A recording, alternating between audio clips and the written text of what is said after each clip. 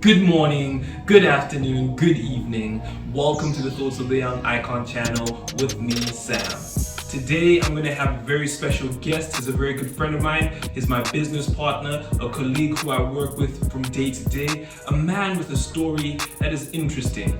Not one of the giants in our society, but then again, who are the giants of our society?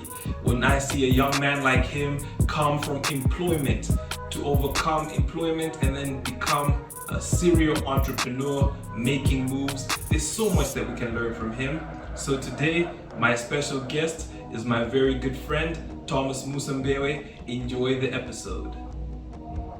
What doesn't make sense? Look, So it means you can't fail. you can't fail. Mr. Thomas, thank you for joining me on Thoughts of the Young Icon. It's been a long time coming. We've been thinking about this for quite some time. Thank you so much for taking time to sit and chat with me. Yeah, thanks, man. Like you said, stop procrastinating and just start. Yeah. So let's start then. All right, my brother. I guess, a good starting point would be how we know each other. I think I've been contemplating that for the last couple of days, and I'm trying to figure out, man, how do I know Thomas, man? It's interesting, man, because I think we met a couple of years, like a long time ago. It should be somewhere around 2011. Yeah. And then it was for a very brief time. And then later on, should be 2018, 19, we met and then started working together. And I guess that built up a much stronger relationship than the first time. Yeah, I mean, the first time we met, I remember you used to be, in my mind, you were Richard's friend. Yeah. So it's like I'm hanging out with Richard's friend. When me and Richard are getting buzzed, sometimes Thomas is around. Yeah. Remember that one time? It's crazy because you're the one who was reminding me about that one time we watched the Champions League final together, man. And Chelsea won. It's crazy because I don't remember much about that night. I mean, I remember hanging out with Richard. I remember that we were at his sister's place and that there was a group of us, but I didn't remember who until you told me, hey, Sam, we were together when Chelsea I won. remember everyone there, man. I think Mike was there. Mike Legomeka, Richard was there. I had my friend Mwai there too. Yeah. It was a good time, yeah, but should be 2011? When was the last time Chelsea won? No, bro. Last time they were relevant. No, fam. That was a big deal. That was 19th May 2012. And I know the exact date because it was my birthday. Imagine being a Chelsea fan and your team winning the Champions League on your birthday. Now, I didn't know anything about that. I'm an Arsenal fan, so... Sorry about that, fam. Sorry about that. All right, fam. So, just so we give our viewers sort of an introduction as to who we are. I know they've watched a couple of videos of me, and I haven't really gone into depth, but you're going to be on the channel quite a bit. And I want them to just sort of get a good idea of who you and I are, what we do, but touching mostly on our background. I want to perhaps tap into your mind. Do you remember your first memory, your earliest memory? What do you recall your earliest memory to be? It's actually funny. My earliest memory is very vivid. Yeah. It's of me as a kid playing with a bunch of friends, and we had this local man-made slide that we had. Wait, how did they make a man-made slide? They made it on a hill, man. I don't know how they made it, but it was on dust. Yeah. Like just on the ground, man. They just found a way to just make it flat, and then we'll just slide there and mess up our pants. Sounds like a good time, though. Yeah, man. That's my earliest memory where I had all these friends, friends of like very low class and low income homes, and friends who were coming from better say homes and better class of people as well. Yeah, it's crazy. It's just so vivid because I grew up in Chitawere. I think I've told you before. Yeah, you mentioned that. And Chitawere has that mix where you have, it's supposed to be the middle class, but we have people who are very well to do. Yeah. At the same time, we have people who are, Yeah. Okay. No, we'll probably get more. We'll get to your upbringing more a bit later on. Yeah. I mean, for me, I think we've chatted about this before, but my earliest memory is a funny memory. I must have been like 4 years old or something, and I was in nursery school. Yeah. and my dad forgot to pick me up from school. I mean, yeah, as you know, he would do that many times in my life. But Yeah. the Yeah. earliest memory that I have is me being dropped off at a police station in Limby. And I remember because it was dark and the policemen were there trying to find out who my parents were, because back in the day we didn't have cell phones, so it was hard to reach people. And I just remember those rifles, you know, those wooden ones. Yeah, the hunting guns. Yeah, I remember Yeah, those. I remember, like, I have a vivid picture of me sitting down, and then those shelf stacked with those rifles, and then I don't know how long it was, and then my dad came to pick me up, and yeah, that's the earliest No, that's memory I funny, have. man, because I think you've also told me about another story where he left you at school and Man, there's a lot of stories. Don't worry, we're gonna get to it. There's a lot of yeah, stories. yeah. So another thing that I guess uh, I'm always curious about, and I guess we haven't chatted about it all that much, is I'd like to know a tad bit more about your upbringing, about your early years in school. Um, I mean, I met you now. We met the first time in 2011, and from that moment, I could tell it's a bright dude. He's a very smart guy, and that's how Thanks, we man. became Thanks. friends. Yeah, same. You're quick on your toes. You're quick on your toes. You're a I thinker. try, man. I try. you're, But you're, thanks you're a for thinker, saying man. that. Yeah. I'd like to know, what was your early years like, especially with education? Where did you do your school? What was the setup like at home? Like, what's your background? Like, how did you become this successful guy? Because in order to understand someone, many times it's important to take some steps back, Yeah. and then hear where they're coming from. No, for me, school, especially primary school, was very tough for me, right? Because, like I said, I was raised in Chitawere in my early years. Yeah. And for some reason, when I was young, I always felt we're very rich. I felt You guys were hood rich. we're hood rich, man. We had everything. I wasn't lacking anything, whatever it is, I had it. I never had to work for school. I never had to work to get a bike. I never had to work to get a PlayStation, Yeah. So as a kid, I was somewhat spoiled by believing that I was very rich based on the environment that I you was were exposed rich. to. Yes, that me specifically, because whatever I wanted, I would get, man. Yeah. So school was a bit tough for me because I kind of went with that mentality. And I kid you not, from grade 1 to 6, I was in the bottom 20% of the class. Like, Bro, that bad? that bad, man. No, fam, That I bad. find that hard to believe. No, it's true, man. It's true. You went to Chancellor College. Eish, bro, a long story. Yeah. It was but it's always difficult trying to raise kids in a scenario where you have different classes of people living together. Yeah. And sometimes it works out for the good or for the bad. Yeah. I don't know how was it with you, man? Because for me, I mean, bro, I'm listening to you and you telling me how you guys were hood rich.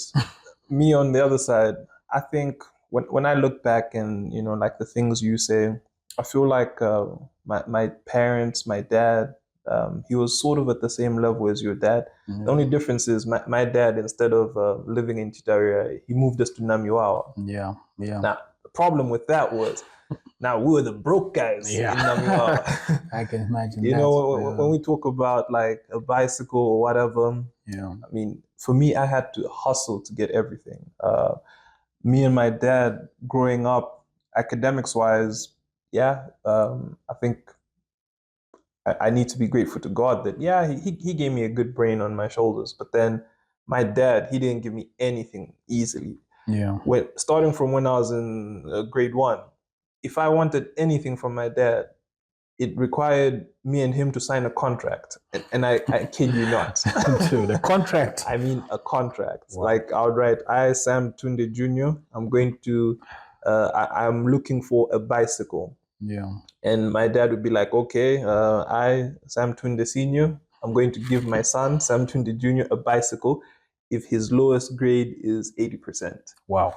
If I got the grades, I got the bike. Yeah. If I didn't get the grades, I didn't No get the bike. bike. Wow. Okay. And like, okay. I don't know, sometimes I felt like it was a bit unfair because I was pretty smart and that motivation worked for me. Yeah. My brother, on the other hand, sometimes he didn't get the grade. And my dad, like, he was like an enforcer. So it Yeah. meant he didn't give him the thing that he was looking for. Yeah. So we worked hard, but again, it was one of those things whereby, like in our neighborhood, like I said, like we were the broke kids. Like Yeah.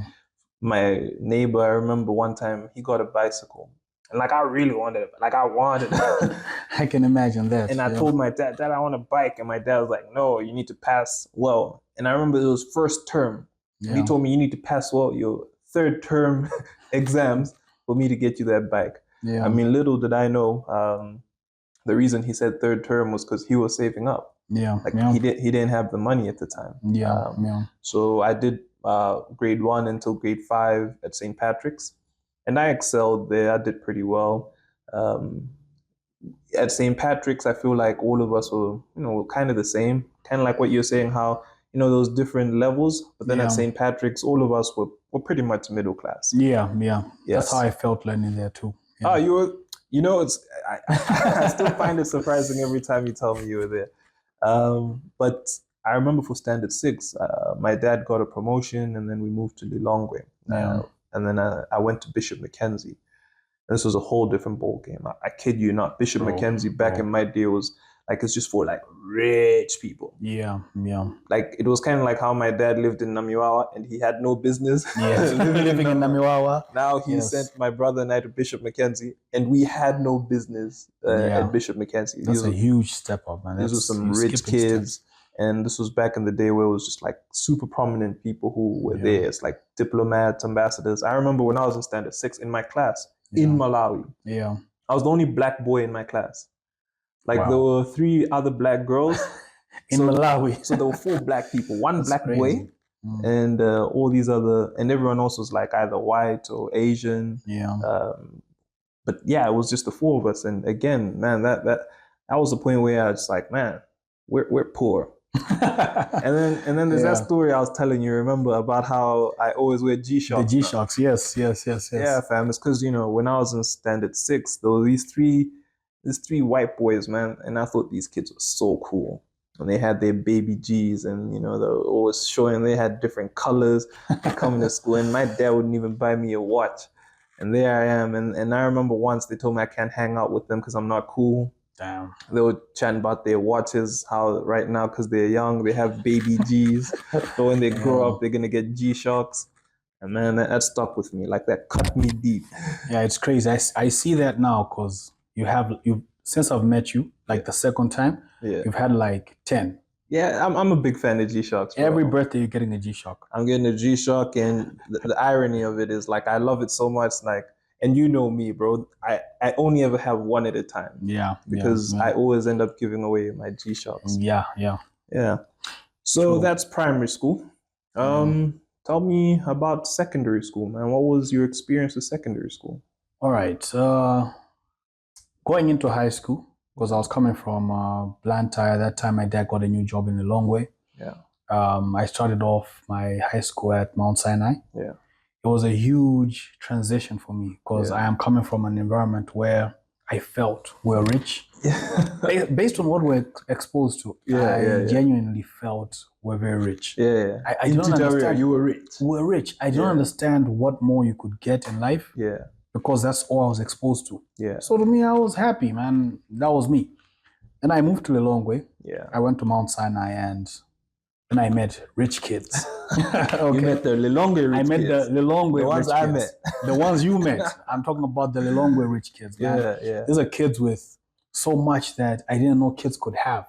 Yeah. I'm talking about motorbikes. Yeah. Oh. Having a phone in Form 1. Yeah. Back then having a phone was huge. Yeah. And that time, look, my dad had a phone, my mom had a phone, but none of us were allowed to have phones. Yeah. So moving to Lilongwe was a huge transition for me. Yeah. And I think it burst my little bubble that I was living in. You stopped being hood rich. You stop being a shark in a little pond. Exactly, You exactly. welcome to the ocean. Welcome to the ocean, man. So it was kind of it kind of made it necessary for me to improve. Yeah. Because now even my teacher would talk to me in a way that brought me down to earth. Yeah. Because I'll tell you what, I was such a spoiled brat when I was in primary school. I remember my teacher telling me off after failing a test. Yeah. Like embarrassingly. He was telling me off, and then of course it was his problem too, because he kind of caused it, because he caught a little blame kid. Blame the teacher. I'll have to blame him, man. I was in grade 5. Yeah. And I failed an English test. I think it was an English test. Man, why was it always English? I don't know, man. I had troubles with English. I don't know, man. It's crazy. I think it's how they taught it. But yeah. This man went as far as going to get a kid in standard in grade 3 or grade 2. Like, brought them up in the class, had us all in front. Yeah. And it made me look dumb, man. So right then and then, I got mad. When you're young and you're spoiled like me. Yeah. I told him to his face that, look, you're going to be a teacher all your life. Bro, you don't amount to anything. You were that guy. I was that guy. I was like, look, I'm going to be driving cars. I'm going to pass you while you're still walking, coming to teach these guys. Now, funny enough, yeah. I met this guy when I grew up, like after going to college and all that. And I was in my car. Oh my days. And he was walking. Oh my days. But you're a prophet, bro. You're a prophet. It's crazy. But, I wasn't proud of it. But yeah, when I was young, that's how I felt. That's how I thought. But when I went to high school now, I couldn't say that to the teachers at the high school I went to in Lilongwe, because even the teachers had cars. Oh, yeah. So it wasn't just the students. The teachers had cars. And I felt broke. Like, I said, why does this guy have like 7 cars in his compound and we have 1? Those Lilongwe rich kids. Bro. I mean, I remember one time, one of my Lilongwe friends invited me to his house. And I kid you not, man, they had like a long driveway, like a roundabout. And this man inside their compound. And this man had his kid told me he had 14 cars, because some of them were in the garage. Damn. But like in the driveway on the roundabout, there were like 8 cars. Yeah. And 6 of them were Mercedes, and there was like a pickup and a BMW. Damn. And the BMW, that's what he used to let us, drive around. Play around in the streets. Yeah. But I guess, okay, we're not trying to say Blantyre people don't have money. They do. Look, and they always had it. And living here, maybe it was what I was exposed to. Yeah. But Lilongwe, you see it, you feel it. Yeah. Wherever you go, you're going to see that you are miles behind everyone else. So, I guess it's also, we went to St. Patrick's. Maybe the kids who went to St. Andrews, they saw that kind of thing, and that kind of thing was normal to them. Yeah, of like, course. Like to us, man, it's like a whole different world. Yeah. So tell me about your secondary. So as I was saying, it kind of brought me back. Getting selected into University of Malawi. Yeah. I would never downplay that. Like, that's a big deal. Of course. Everyone in Malawi is trying to get into University of Malawi. That's true. No matter what they say, they attempt to do it. Yeah, so tell me your pathway. Easy. How did you get there? All right, so I get to high school now, and it's funny. We had a new headmaster there who came in. For some reason, he changed our grading system from A to C. All right? It didn't make sense to me, but if that means if you get like a 20%, you get a C on your school report card. What? Doesn't make sense. Look, so it means you can't fail. You can't fail. I don't know what was happening, but you couldn't fail. The worst you could get was a C. Yeah. So I am coming from a place where I had all D's, all F's. Yeah. And for my first term in high school, I managed to get 3 B's and the rest were C's. So you had really bad grades. I had bad grades. Masked as C's. Masked as C's. So I remember being young and then coming back to Blantyre to visit my grandfather. He's late now.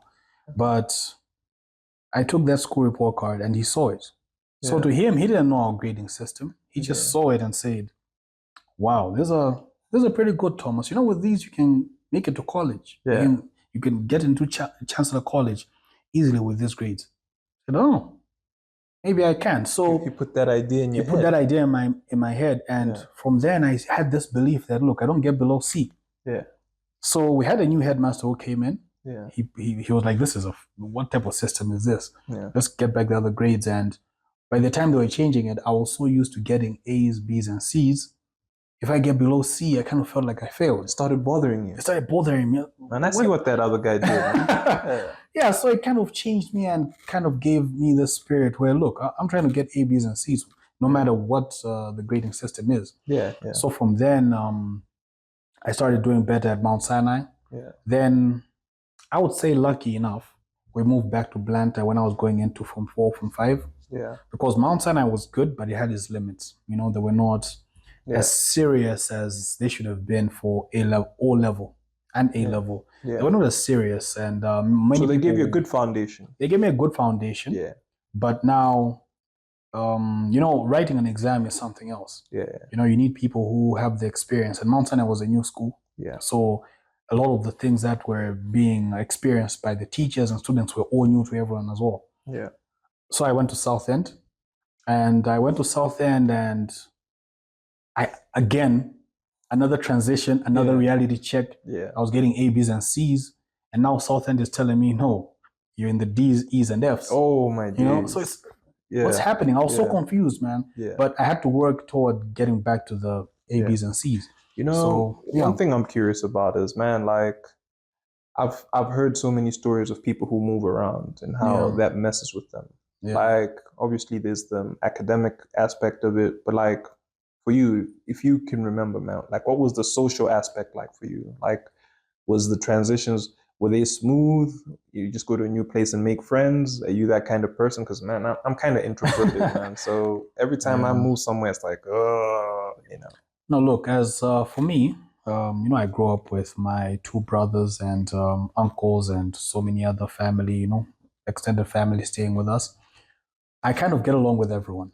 You know, whatever environment you put me in, I'll get along with so many people. I'll make friends. How do you make friends, man? How? Like, I don't know what happens, man, but I feel like I see it now, but I've always been very understanding of other people. Yeah. You know, like... so you try to understand other people? I try to understand people. Like, if someone has a problem that I notice that they have, whether it's their character or behavior, I'm always the first person to try to assess it, to see, okay, why is this person doing this? Is it because of how they were brought up? Because, you know, how you're brought up matters. And I think that's why we're discussing it right now. How you're brought up matters. It affects who you are and how you interact with other people. Yeah. So whenever you meet someone new, it's important to understand where they're coming from. Yeah. And not be quick to, you know, brush them aside and say, no, I can't hang out with this person. So you find that I hang out with people from all different walks of life, whether it's money-wise, whether it's education-wise or behavior-wise. I'm able to interact with every type of person. Man, you've been doing that since you were a kid? Since I was a kid. So in high school,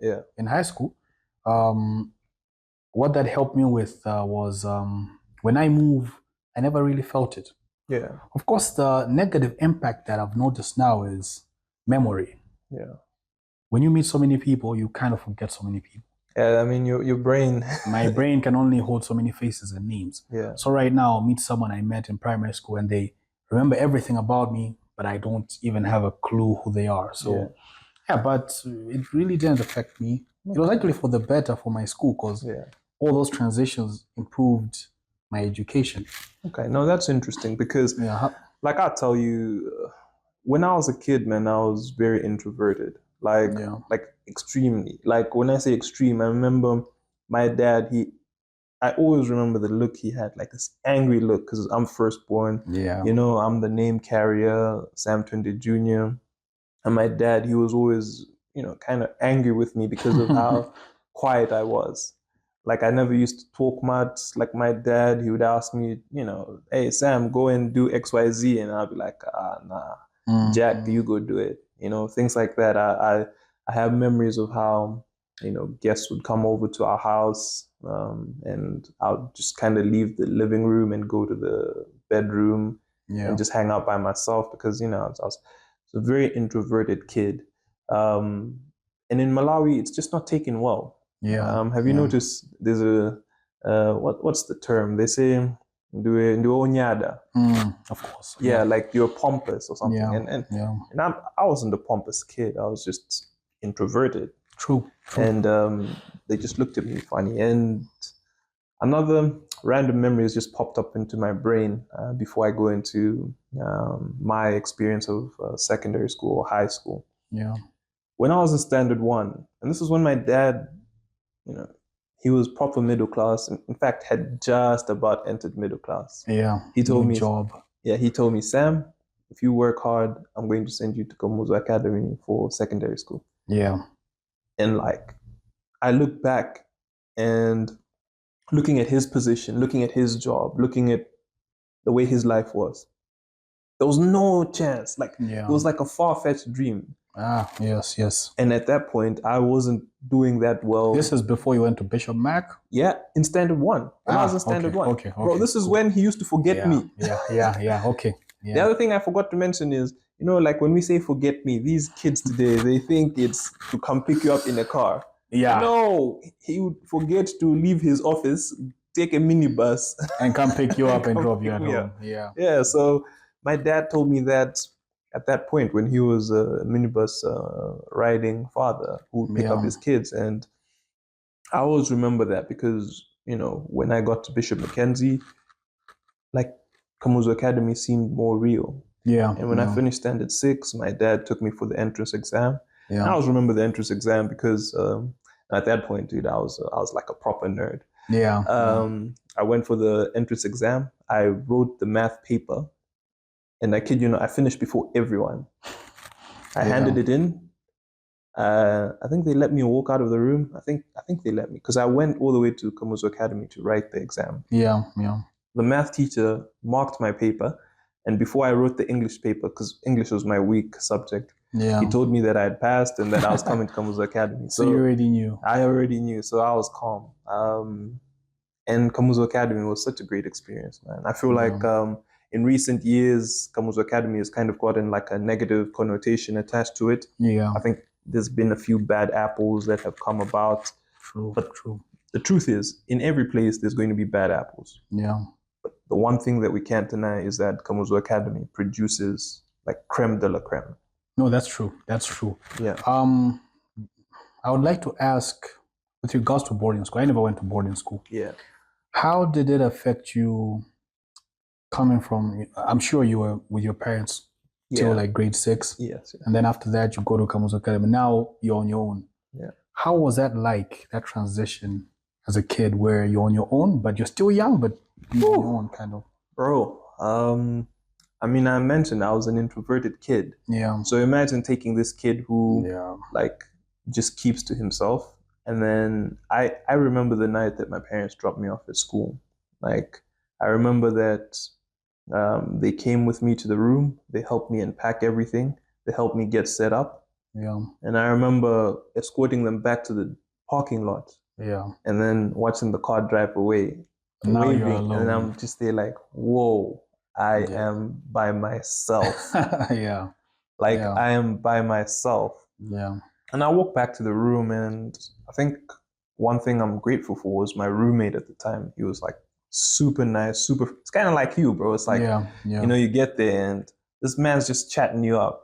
What's his name, by the way? Tapondra. Ah, great. Kodo, you know Kodo. I know Kodo. Yeah, you should come on the show, man. Yeah, man, that was my first roommate, and you know, great. it was such a great experience. He eased me into it. You know, I kind of became his guy. Yeah. Because, you know, if you're not the guy because you're introverted like I was, you need to be someone's guy. Yeah. So I was Kodo's guy. You know, he kind of showed me the ropes, and So I'm guessing you're one of those kids in class where you think of a joke and then you tell it to your friend and your friend says it to the whole class, or it wasn't that serious. No, you know, when it comes to class, because, you know, I was a nerd. Yeah. I told you, man, like in class, like I'll take my plaudits in class. Like I'm going to shine in class. I'm gonna, and then the other thing that I really excelled at was on the sports field. Yeah. I feel like sports really opened me up to, you know, a whole different world. And that's actually how I made a lot of friends. Yeah. I wasn't very social in the sense that, hey, let's just sit down and chat. But like, you know, if we go and play soccer, that was fun. Yeah. We could discuss soccer afterwards. And then afterwards, you know, we strike up a proper conversation. Yeah. Yeah, man. Were you an athletic kid? Yes, very, man. I couldn't stop running. And I used to play soccer. I used to play basketball. Until, yes, I did. You know, it's kind of funny that me and you played we're short. No, look, listen, I didn't play it like you played it. Yeah. Okay, I played it when I was in high school, and I thought I knew how to play. Yeah. Then I went to Chancellor College, and then I met people who actually know how to play the game. So Yeah. after that experience, that's when I knew that it's not for me. But I was always a soccer guy. I still try to kick the ball around. Yeah, you still keep fit? Yeah, I You still know- try my best, man. I still Have you try. noticed how, like in Malawi, most people, once they're out of school and they no longer have to do PE, Bro, you will never see them running ever again unless the Bro. doctor tells them to. bro, it's crazy. I'm actually trying to change. I've been fasting Yeah. recently. Yeah, I remember you said. I think because of you anyway. So Wait. Because of me, what did I no, do? okay. The thing is, I feel like we've been hanging out a lot. So because we hang out so much, you kind of take some of the traits of, your friends yeah. or the people around you. Yeah. I'm kind of one of those guys. If I hang out with you a lot, Yeah. everyone will say, "Dude, you're becoming more like Sam." Yeah. You know, like Yeah, and then it works both ways because I Yeah. feel like you're so chatty. I've kind of become chatty. you're very chatty now. Yeah. But yeah, it's one of those things where it's like it's not with anyone. It's Yeah. people I respect. So if you respect someone, you kind of take their traits, Yeah.